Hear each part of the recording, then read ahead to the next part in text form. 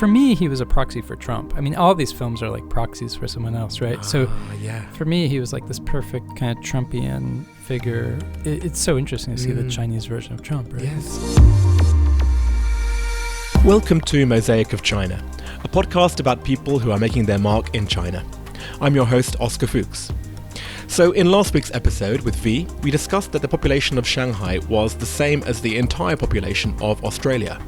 Well, in fact, as my friend Alston in Chengdu pointed out, this comparison was based around the number of people who have the official residency, or the hukou, in Shanghai. So let me be clearer. The population of Australia is estimated at around 25 million. The population of Shanghai that have the hukou is around 24 million. But in terms of the total population of Shanghai, which includes people without the official residency, it's anyone's guess. By some estimates, it could be as much as 35 million people. If you're interested in learning more, just search for the hukou, H-U-K-O-U system, and you can find out more about it online. The reason I mention this in particular ahead of today's episode is because we talk a lot about migrant workers in this conversation. This week, I'm talking with Noah Sheldon, who has been making photos and films of workers in China over the last decade or so. We discuss some of the factory conditions that aren't covered in much of the world's reporting on the issue, and we focus in on the lives of one or two examples of the people Noah has encountered as part of his work. I first met Noah at the leaving party of a friend of mine who worked in supply chain, and Noah was there because he was an official photographer for this company. I was curious to understand what that meant and what kind of photos he took, and this is what ultimately led to today's episode. The company in question is a big fan of the non-disclosure agreement, and you'll hear Noah mention NDA, the acronym for this, in our conversation, and it's the same reason why you won't hear him mention the name of the company itself. The other two useful things to know is that the word Laoban simply means boss, and the word Chabuduo means more or less, or not far off. And one more thing, I've purposefully edited down our conversation a little shorter than other episodes in this series. This is because I want you to have no excuse to spend 4 minutes watching one of the short films that Noah mentions in our chat. So when you hear us start to talk about this, pause the podcast, go to noahsheldon.com, find a series called Work Is, and scroll down to find the film in question. You can't miss it. And I'm not exaggerating, it's only 4 minutes long. It will give an extra context to this conversation, and it's a beautiful piece of work. I'm here with Noah Sheldon, photographer and filmmaker, and welcome to Mosaic of China. Thank you. So what object have you brought today? I brought a camera because that's a lot of kind of what my relationship to China has been. It gets me out of the house. It gives me something to do. The first time I came to China was in 2003. I was working on it was like an annual report for United Technologies, this huge conglomerate. The subway system in Shanghai was brand new, and I was here to photograph the escalators and elevators for Otis, which United owned. Right. And so I was here doing that, and it was my first time in Shanghai. Shanghai was, the Bund was very different. A lot of things were very different. I took a lot of pictures out of my hotel room. Then when we moved to Shanghai in 2010, nothing was the same. It was amazing. It was like there was maybe two buildings standing from the kind of panorama from outside my window, still standing. We only lived like a block away from the hotel I stayed at in 2003, which was very funny. And do they still have the Otis escalators in the metro? They do. Yeah, so I was there for that. Also some kind of hydraulic pump factory, which I loved. That was like a small factory. That was in 2003. It was the same trip. It was like some company they owned. And they had like a little DJ booth and they had the system where they had a schedule of what worker got to choose the music that they'd play in this factory. You've probably gone to quite a few factories in your time. Yes, yeah. So one of the things that brought me here a lot even before I lived here, was I do a lot of work with a large technology company, and for them I was involved for a number of years in terms of their responsibility towards their workers and their supply chain and the environment.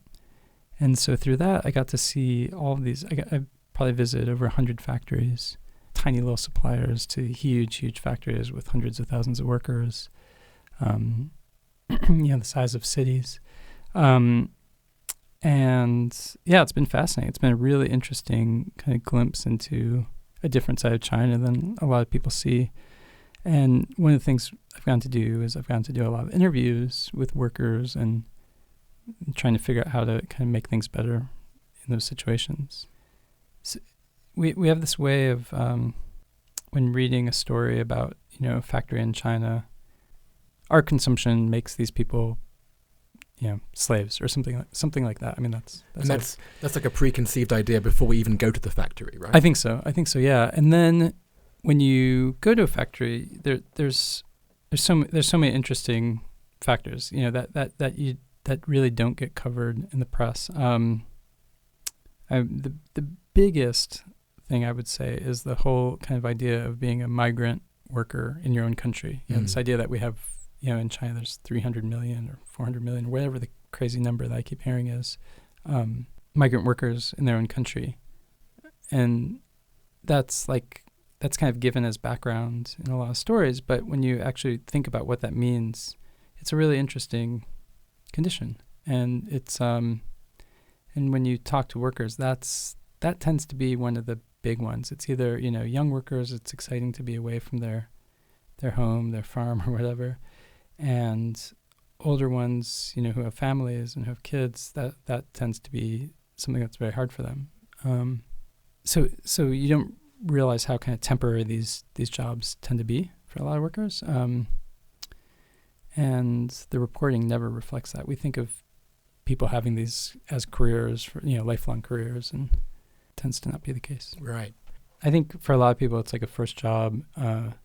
The workers going to factories has changed so much, obviously. I think even 10 years ago, it was a lot of farm workers who were kind of happy to be inside, and they would work seasonally when there was no work to be done on the farm, stuff like that. And now, young people obviously expect a lot more. And for them, it's like, well, I'll work in a factory, but what I ultimately want to do is I want to open up a hair salon back in my village or something like that. And that's been really interesting to kind of see that shift. It's like a university for kids who will never get to go to university, right? Like the entire factory, hundreds of thousands of people are, 18 to 25. And I mean, some of them, it's very funny. Once the kind of sun goes down and there's park benches everywhere. There's you see all these young couples kind of holding hands. And it's very sweet. It's interesting, yeah. In all of your experience with workers, are there any specific stories that jump out? Any particular people that stay in your memory? Just a couple of years ago, I started a series of films based on the company I do a lot of work for. I'm bound by a lot of NDAs. So I thought it would be so great to be able to kind of give context to these stories without breaking those NDAs. So I found kind of almost like proxy stories. So if the issue is being a migrant worker, being away from your children, I thought it'd be so great to find someone who kind of has a similar situation. And that's not hard in China, right? So I did a film about a woman who's a styrofoam box recycler. So much of her life is, living away from her kids, or our kid. There's this heartbreaking part of the movie where she talks about she hasn't been home. The longest she went without going home is 3 years. And when she went back, her kid didn't recognize her, wouldn't call her mom. And I think that condition of being, I went to her village. I tried to get her to come with me, but she didn't want to go. She didn't want to skip work. And so I went, and it's only, it's not even a 3-hour train trip. It was really, I think it's shorter.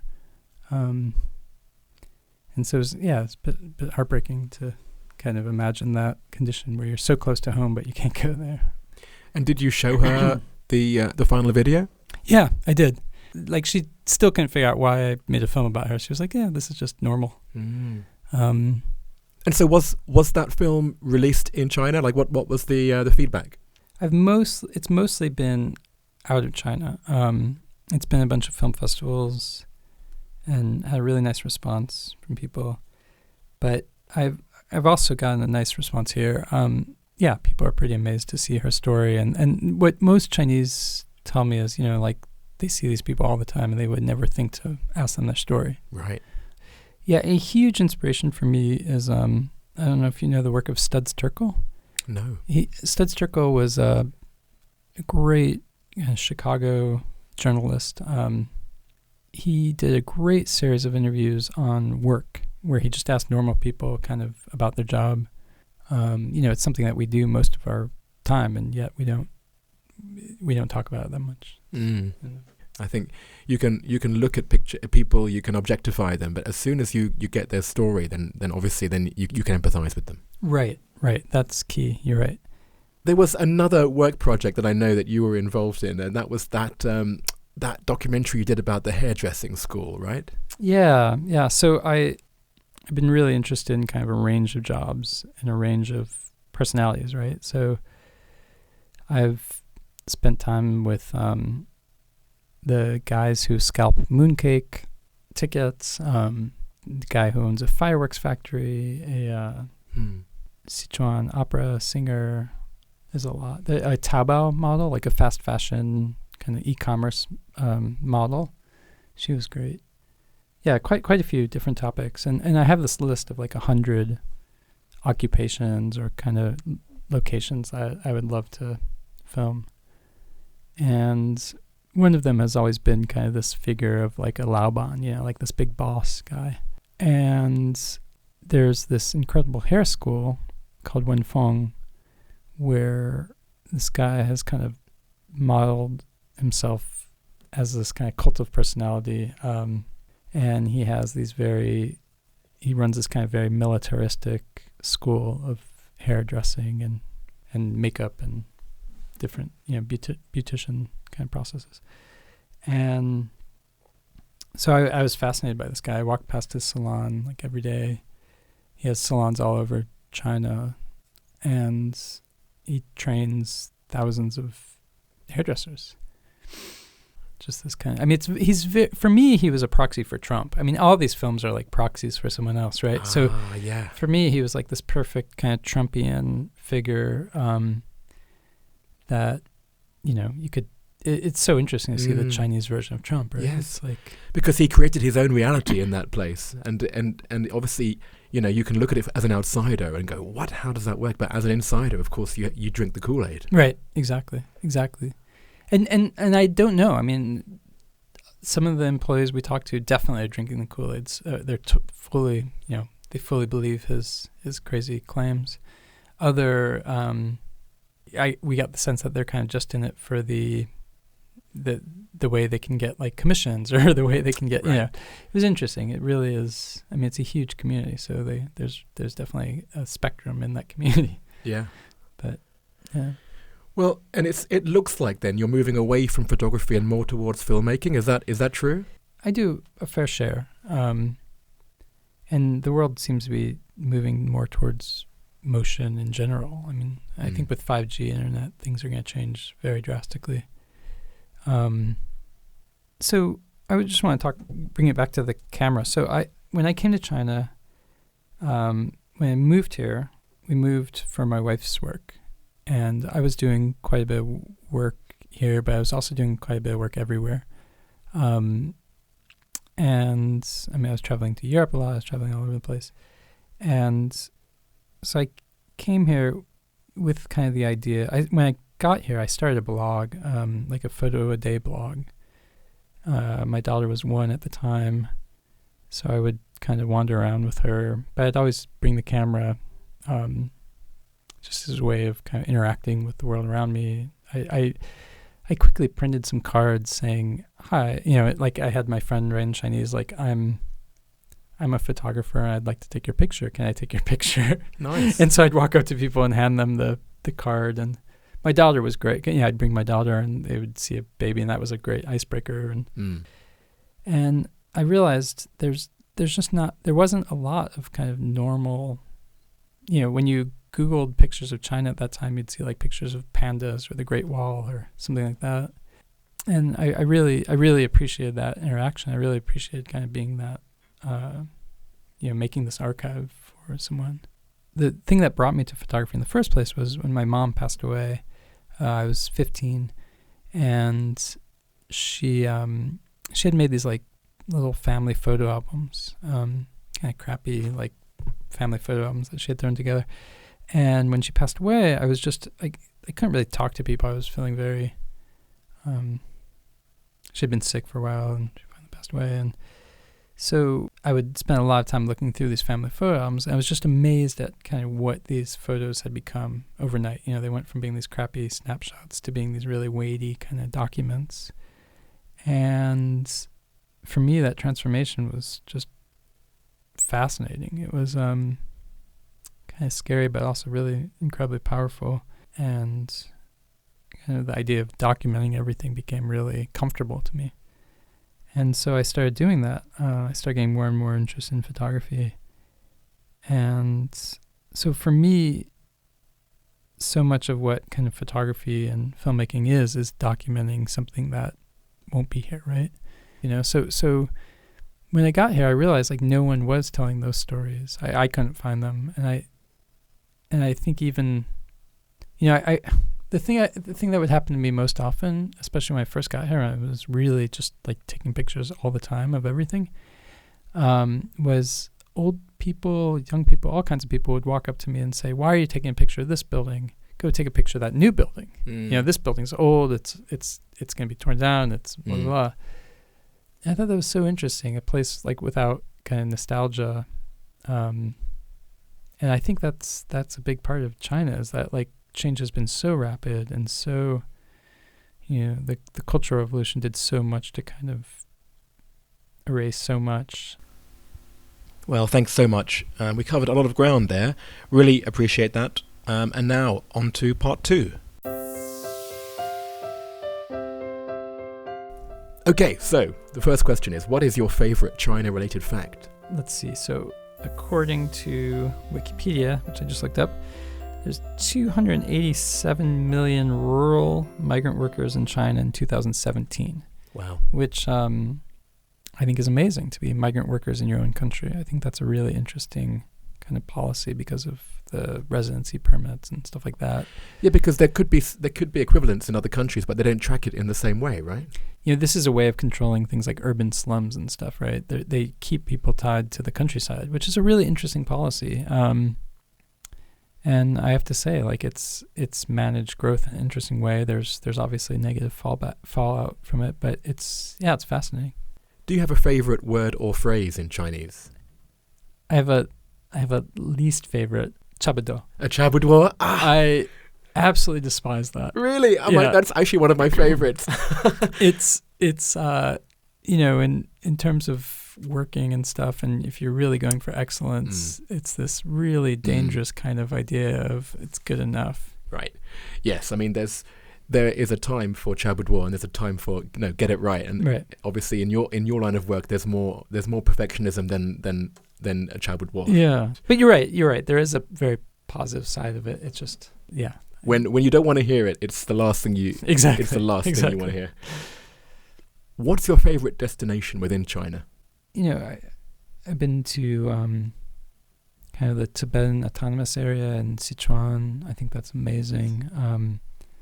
Rural Sichuan is amazing. I'm always I love Shanghai. Shanghai is such a beautiful, amazing city. But I always love getting out of Shanghai as well, because it's like you don't have to go far. You go, you know, an hour outside of Shanghai, and all of a sudden you're in this very different place. Well, yeah, rural Sichuan is on my list, so thank you. If you left China, what would you miss the most, and what would you miss the least? I love the kind of social, the public life here. I love seeing things on the street. I love seeing kind of life lived out on the street. I live in a lane house, so I love hearing the neighbors. When we go visit my dad in Chicago, my daughters instantly are like kind of freaked out about how quiet it is there. Yeah, I love the optimism here. I love seeing kind of, you know, you have this huge percentage of the population. I think at this point, probably everyone who's kind of have only seen progress, right? And that's amazing. It's very different than when you go back to the U.S. or somewhere else where people are much more skeptical. And is there anything that still mystifies you about life in China? Yeah, how things can be troubadour, and that's okay. Sorry. Oh, troubadour again. Yeah, I mean, that just really, I can't get over that. Like, to me, that's just so, that sounds so bad, because obviously people are doing amazing things here and people strive, but I do think it's kind of like, I don't know, it holds a lot of things back. Right. What is your favorite place to eat or to drink or generally to hang out in Shanghai or elsewhere? There's a restaurant we love. What is the name in Chinese? The English name is In-N-Out. It's a horrible translation. No, In-N-Out. It's a Yunnan restaurant. Oh, right. And it's in Hubindao Mall. And it's, but it's so excellent. It's, I know it. It's on the third floor. Yes, exactly, I know it. Exactly.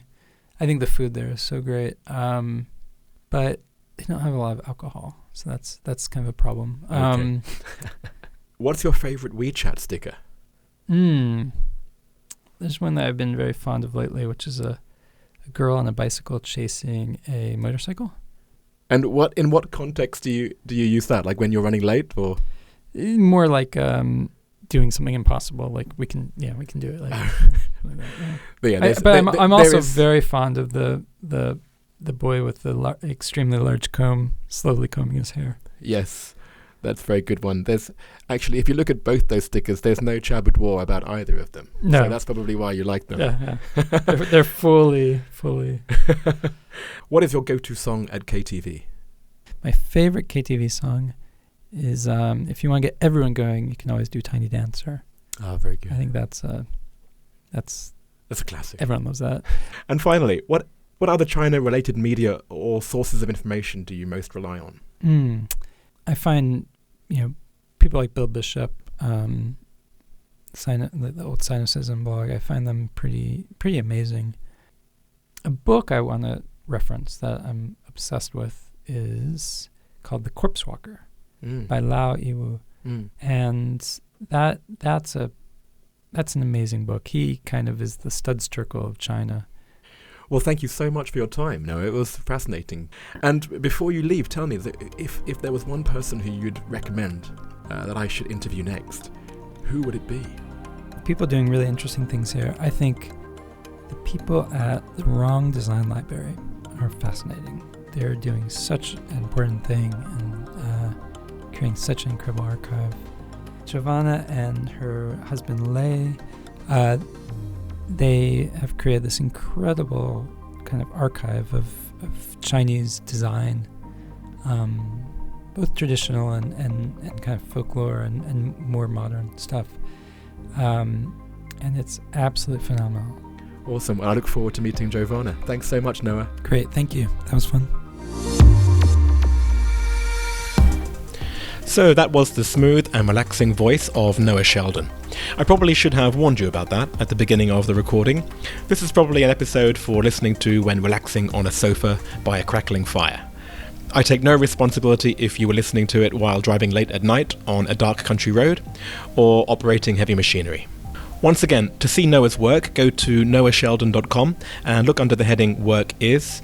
You'll also be able to see details on his site about where you can see the film about the boss, the Laoban, of that chain of beauty schools. The title of that film is The School of Beauty and Long Life.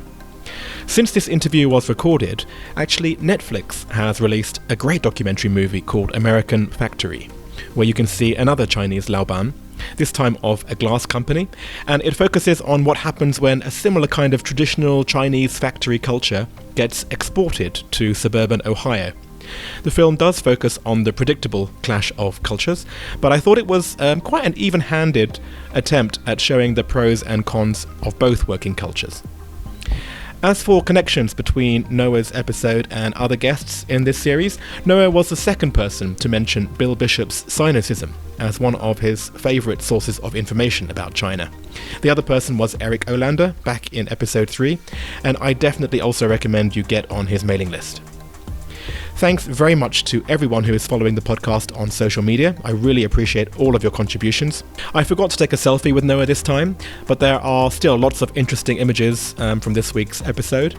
There's Noah with his object, his camera of course, the phrase Chabudwar, meaning more or less or not far off, that terrorizes Noah's life, his favourite WeChat stickers, his favourite Yunnan restaurant, In-N-Out, and the Chinese for that is Yi Zuo Yi Wang.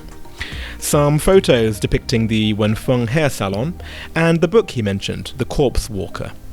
There's even a photo of Noah's inspiration, Studs Terkel, which includes his name, so you can see how on earth it's spelt. Mosaic of China is me, Oscar Fuchs, editing by Milo de Prieto, artwork by Denny Newell, and China technical support from Alston Gong. See you next week.